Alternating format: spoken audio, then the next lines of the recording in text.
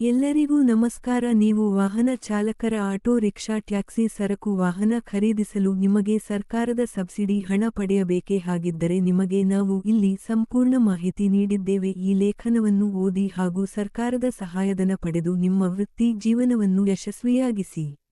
Auto rickshaw taxi ಸರಕು ವಾಹನಗಳನ್ನು ಖರೀದಿಸಲು ಬ್ಯಾಂಕುಗಳಿಂದ ಮಂಜೂರಾತಿ ನೀಡಿದ ಅರ್ಹ ಪ್ರತಿ ಫಲಾನುಭವಿಗೆ ವಾಹನದ ಮೌಲ್ಯದ ಶೇಕಡಾ 75ರಷ್ಟು ಸಹಾಯಧನ, ಗರಿಷ್ಠ 4 ಲಕ್ಷವರೆಗೆ ಸಹಾಯಧನವನ್ನು ನೀಡುತ್ತಾರೆ. ವಾಹನದ ಉಳಿದ ಮೊತ್ತಕ್ಕೆ ಬ್ಯಾಂಕ್ ಸಾಲ ಪಡೆದುಕೊಂಡ ಬಗ್ಗೆ ಬ್ಯಾಂಕ್ ಪತ್ರವನ್ನು ಸಲ್ಲಿಸಬೇಕಾಗುತ್ತದೆ.